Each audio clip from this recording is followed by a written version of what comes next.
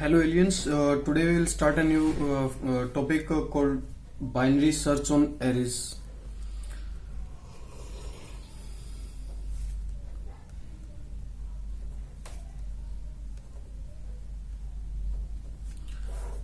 तो इसके अंदर जैसे लीनियर सर्च के अंदर हम लोगों ने देखा था कि हम लोग पूरा का पूरा एरे आइटरेट करके और फिर एलिमेंट को सर्च करते थे। तो वैसे बाइनरी सर्च है, ये भी एक सर्चिंग टेक्निक है एरे के अंदर। लेकिन लीनियर सर्च और बाइनरी सर्च के अंदर अंतर क्या है कि लीनियर सर्च ज्यादा टाइम लेता है किसी भी एलिमेंट को सर्च करने के लिए, और बाइनरी सर्च जो है वो एक एफिशिएंट वे एलिमेंट को सर्च करने के लिए, इसकी टाइम कॉम्प्लेक्सिटी कम रहती है।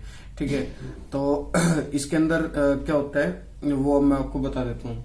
ठीक है, तो पहले तो ये बाइनरी सर्च की डेफिनेशन अगर या फिर एक्सप्लेन करना हो तो उसको कैसे करेंगे, तो वो आएगा binary search is a technique which is a efficient way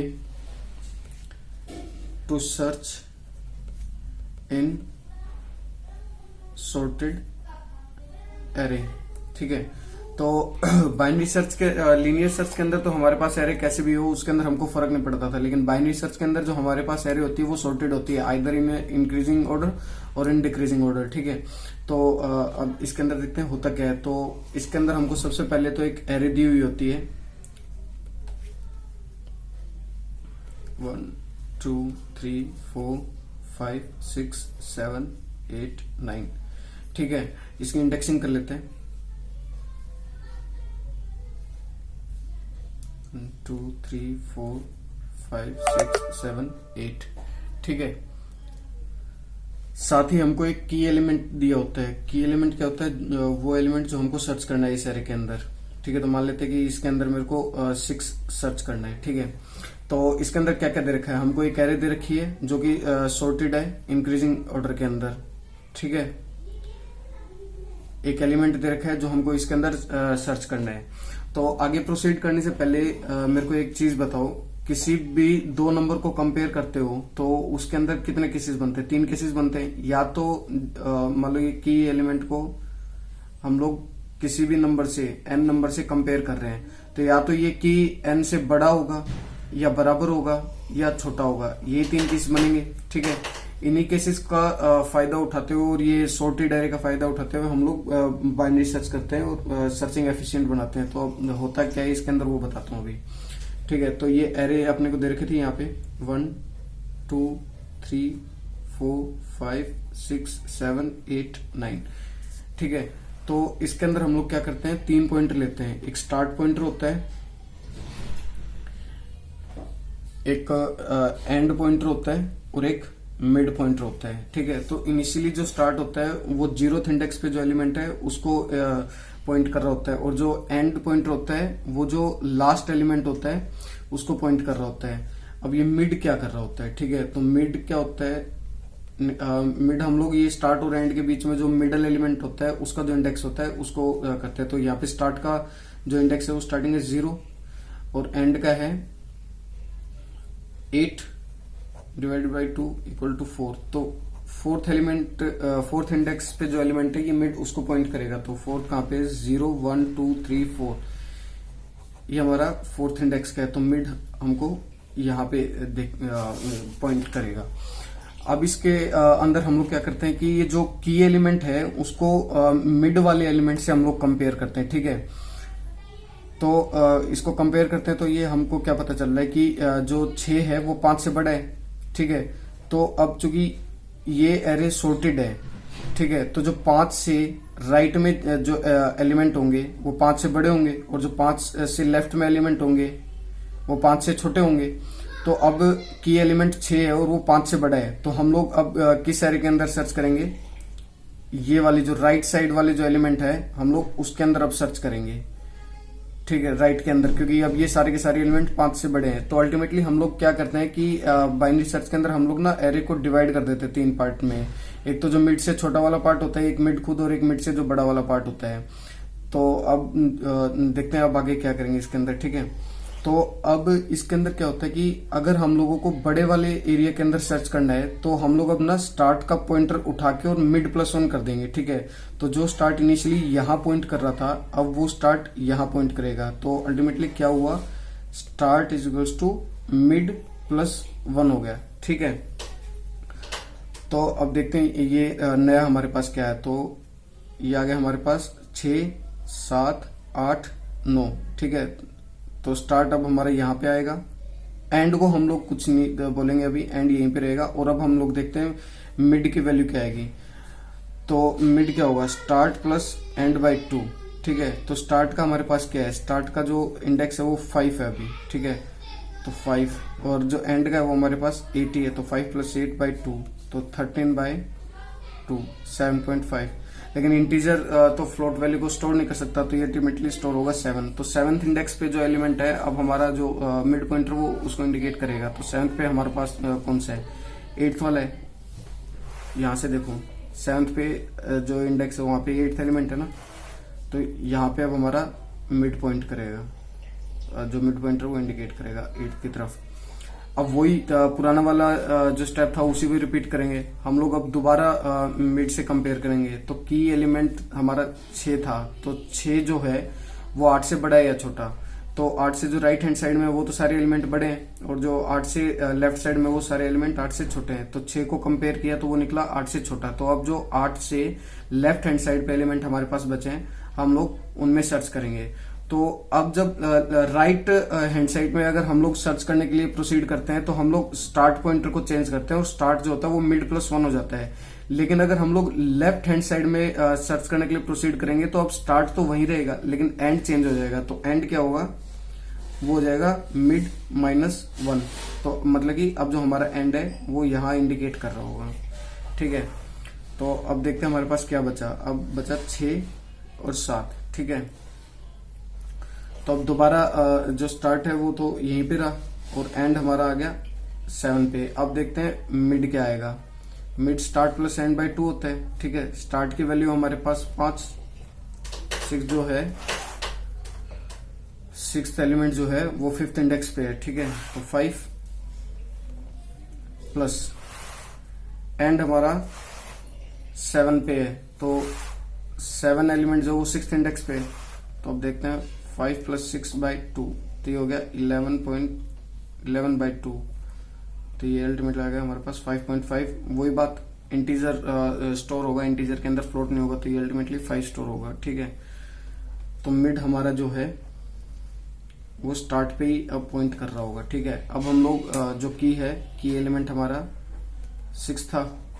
अब इसको हम लोग इससे कंपेयर करेंगे। तो 6 = 6 आ रहा है। तो अब हम लोग ना क्या करेंगे, जो मिड का इंडेक्स है ना उसको हम लोग रिटर्न कर देंगे, रिटर्न मिड, ठीक है। मिड की हमारे पास वैल्यू है 5, तो ये 5 हमको रिटर्न कर देगा। और 5th इंडेक्स पे हमारा जो की एलिमेंट है 6 वो था। तो अल्टीमेटली हम लोग क्या कर रहे हैं कि रिकर्सिवली सर्च कर रहे हैं लेफ्ट साइड में या फिर राइट साइड में, ठीक है। तो ये तो बाइनरी सर्च का कॉन्सेप्ट हो गया। अब मैं इसका ना सूडो कोड बता देता हूँ आप लोगों को, ठीक है।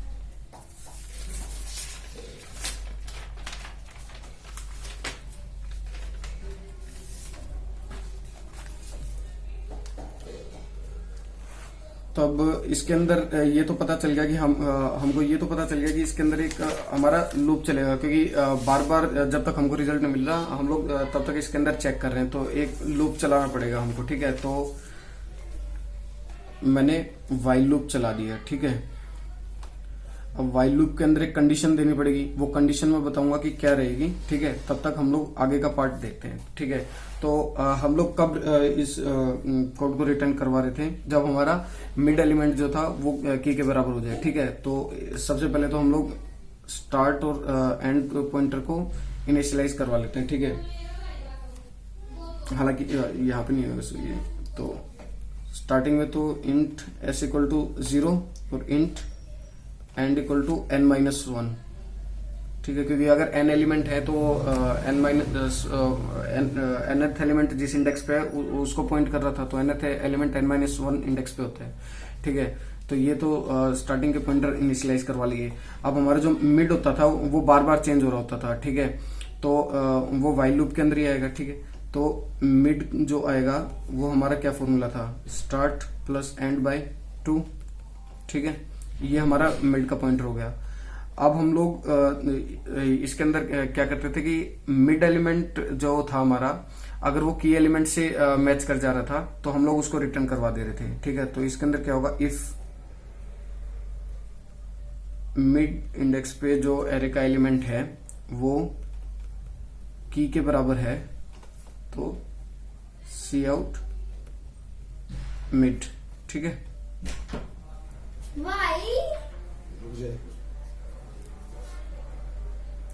And L. ठीक है, अगर ये कंडीशन फुलफिल नहीं हुई तो हम लोग इसके अंदर क्या आता था, या तो वो जो की एलिमेंट है वो मिड इंडेक्स पे जो एलिमेंट है उससे बड़ा होगा या फिर उससे छोटा होगा। ठीक है, तो मैं इसके अंदर ये की को छोटा होने वाली कंडीशन लिखता हूं। ठीक है, तो मान लो कि अगर जो मिड इंडेक्स पे जो एलिमेंट है वो की से बड़ा है। ठीक है, तो अगर यहां पे देखो ये जो मिड एलिमेंट था वो जब की से बड़ा हुआ था तो हम लोगों ने एंड को शिफ्ट किया था और एंड हमारा क्या हुआ था, मिड -1 हुआ था। ठीक है, तो अब यही कंडीशन हम लोग यहां पे कर देंगे, तो ये E इक्वल टू मिड -1 हो जाएगा। ठीक है, और अगर ये भी कंडीशन फुलफिल ना हुई तो अब लास्ट में एक ही कंडीशन बचती है, वो बचती है कि जो की एलिमेंट है वो मिड इंडेक्स पे जो एलिमेंट है उससे बड़ा हुए। ठीक है, तो जब की मिड से बड़ा होता था, यहाँ पे देखो जब 6 5 से बड़ा हुआ था तो हम लोगों ने स्टार्ट पॉइंटर को चेंज किया था और जो स्टार्ट पॉइंटर हुआ था वो मिड +1 हुआ था। ठीक है, तो वही हम लोग यहाँ पे लिख देंगे, स्टार्ट इक्वल्स टू मिड +1। ठीक है, अब बचती है हमारी कंडीशन। ठीक है, तो एक चीज देखो,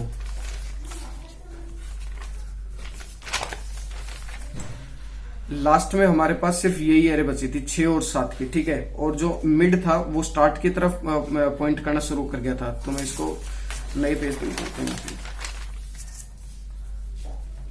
6 और 7 स्टार्ट पॉइंटर भी 6 को इंडिकेट कर रहा था, एंड पॉइंटर 7 को इंडिकेट कर रहा था, और जो हमारा मिड था वो भी स्टार्ट को इंडिकेट कर रहा था। ठीक है, और जो हमारा की एलिमेंट था वो था 6, तो इसी को ही सर्च करना था।